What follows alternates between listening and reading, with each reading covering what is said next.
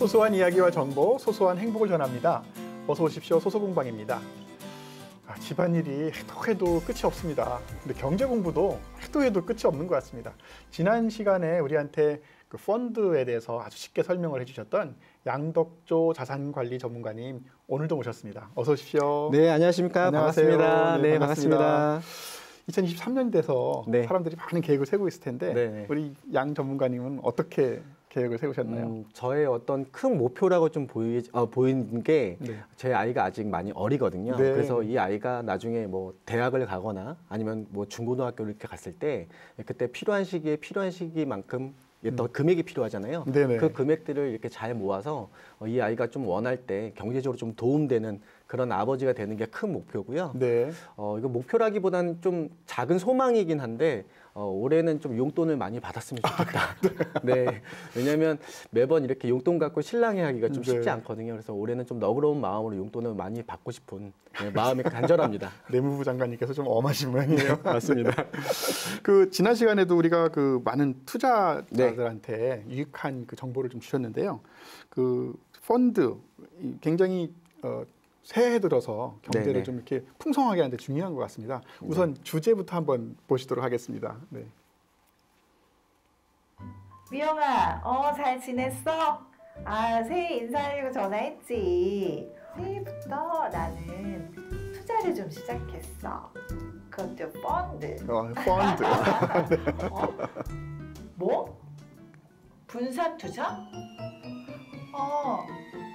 됐고. 알았어. 내가 나중에 전화할게. 내가 좀 수익 나면 그때 전화할게. 알았어.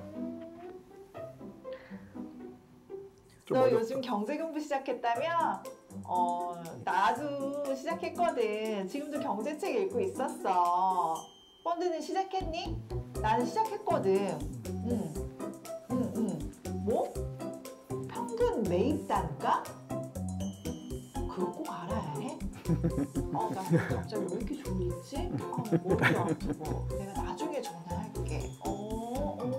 들어가. 엄마. 아니 내가 2023년에는 조금 용돈 좀 두둑히 챙겨줄게요. 내가 요즘에 펀드 시작했거든. 그러면 좀 좋은 소식 있을 것 같아. 인덱스형 펀드? 어머님이 너무 잘하시는데. 이게 뭔데? 전문가신데. 전문가세요. 여보세요? 엄마, 여보세요? 엄마. 저 방금 이상했지? 잘 안 들리지? 나중에 나 다시 전화할게. 들어가세요. 네. 아니, 그냥 시작만 하면 알아서 척 해주는 건 줄 알았는데 공부할 게 너무 많아요. 골치가 아파요. 제 투자 좀 도와주세요. 소소경제 도와줘요. 네, 도와드려야죠. 네, 많이 도와드려야겠습니다. 이게 시작이 반이란 말이 있는데 무턱대고 시작만 한다고 잘 되는 건 아닌 것 같아요. 계속해서 이렇게 관심도 갖고 공부를 좀 해야지 좀 더 잘할 것 같은데 어떻습니까? 맞습니다. 우리가 어떤 투자라는 건요, 뭐 관심에서 시작해서 관심으로 끝난다고 해도 과언이 좀 아니거든요. 그렇기 때문에 우리가 펀드라는 건 물론 펀드 매니저가 대신 관리를 해주고 운용을 해주지만 내가 이게 관리가 잘 되고 있는지 없는지에 대해서는 오로지 또 투자자가 잘 알아야 되거든요. 또 그리고 내가 이거를 계속 할 건지 말 건지에도 결국에는 투자자의 몫이거든요.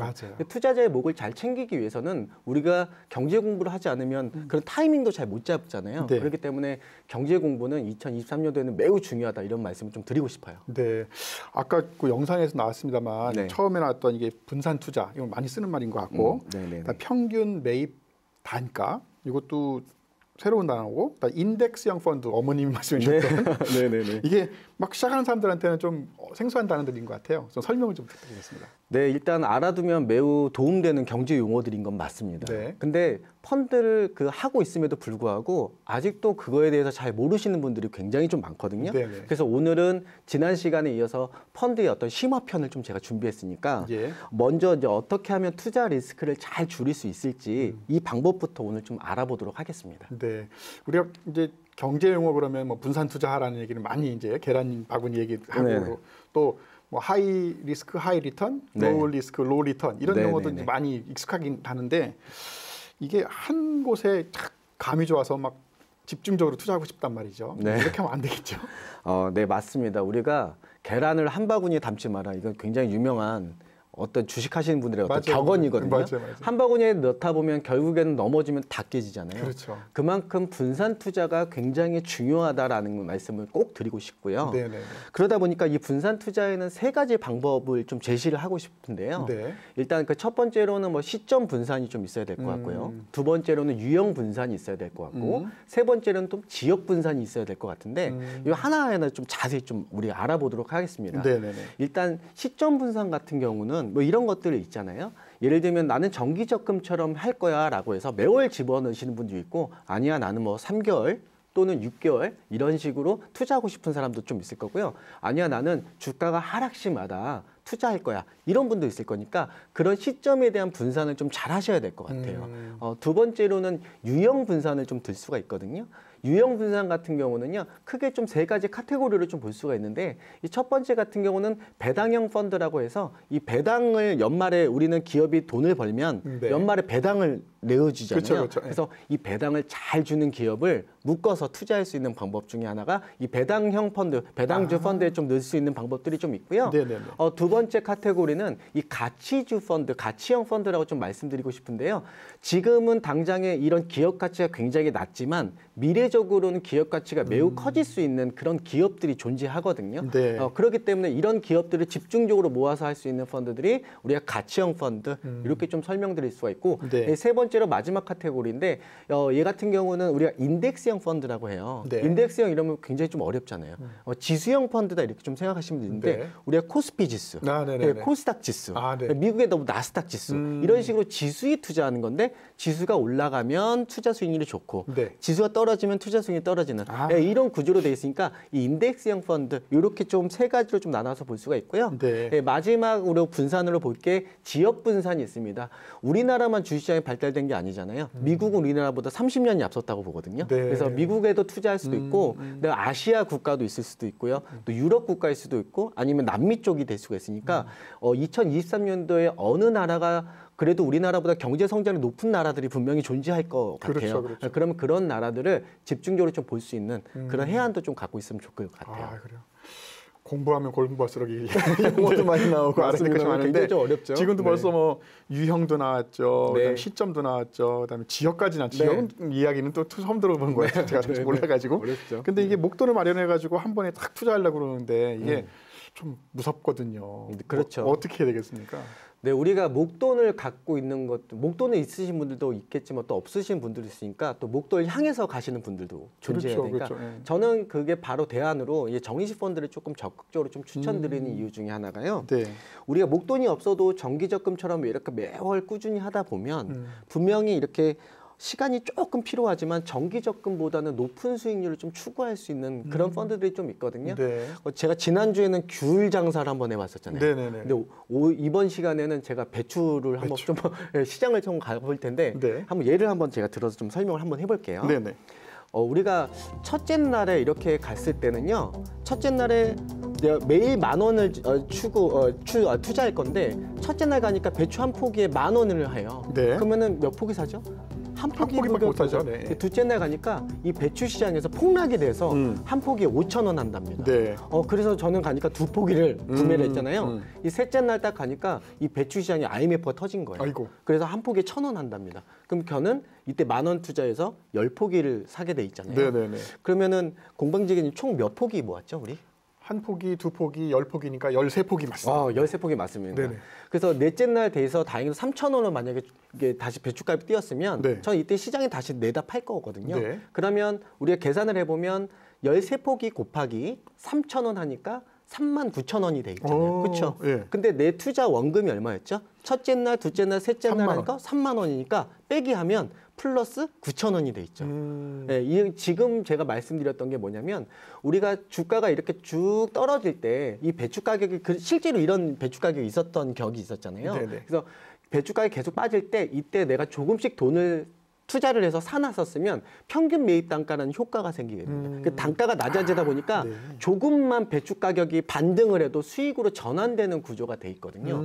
우리는 이거를 평균 매입 단가 효과라고 좀 볼 수가 있어요. 그렇기 네. 때문에 이 부분을 우리는 굉장히 중요하게 생각을 해야 될 것 같고요. 그래서 무조건 주가가 오르든 떨어지든 간에 꾸준함을 갖고 해야지만 승패가 되지, 떨어졌다고 해서 막 갑자기 막 움츠러들고 내가 매도를 해버리면 수익률 다 날아가니까 네. 꾸준함이 결국에는 승리를 할 수 있다, 이렇게 저는 볼 수 있을 것 같아요. 네.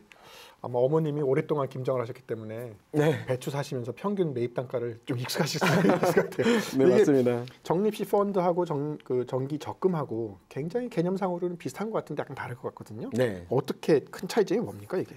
일단 정기 적금 같은 경우는요, 우리가 원금이 보장이 된다, 이런 게 큰 장점일 것 그렇죠, 같아요. 그렇죠. 예. 하지만 정기 적금을 아주 오랜 시간 동안 지속해서 하게 되면 물가 상승률에 대한 커버를 할 수가 없어요. 맞아요. 네, 물가 상승률 수익이 이 정기 적금 수익률보다 더 높기 때문에 지속되면 지속될수록 물가를 어떻게 커버할 수가 없잖아요. 그러다 보니까 우리는 그리고 정기 적금에 대한 계산법을 다시 한번 좀 볼 필요가 있는데요.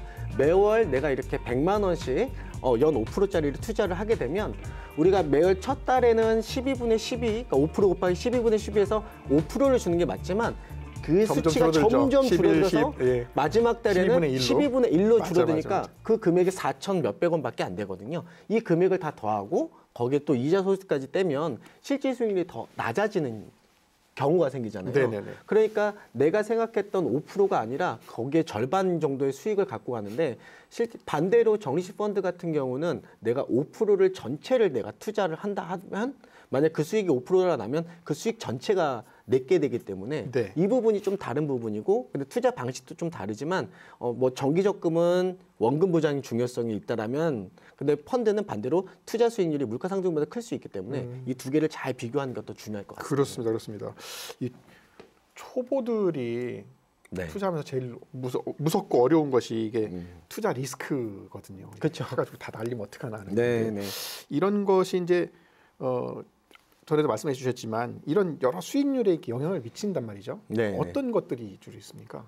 우리가 수익률에 영향을 미칠 수 있는 것들이 좀 여러 가지가 있지만, 그 중에서도 우리는 이제 보수하고 수수료 어떤 그런 체계를 좀 잘 알아야 될 것 같거든요. 네. 일단 기본적으로 펀드 최종 수익률에는 이런 수수료에 대한 부분도 무시 못할 것 같아요. 그래서 오늘은 이 펀드 투자 비용을 어떻게 하면 좀 줄이는 게 굉장히 중요하기 때문에 이거를 어떻게 잘 줄일 수 있을까? 그렇죠, 그렇죠. 예, 여기에 대해서 제가 한 3가지 정도 세 가지. 네, 네. 방법을 좀 하나하나씩 좀 설명드리고 싶어요. 그 첫 번째는 무엇인가요?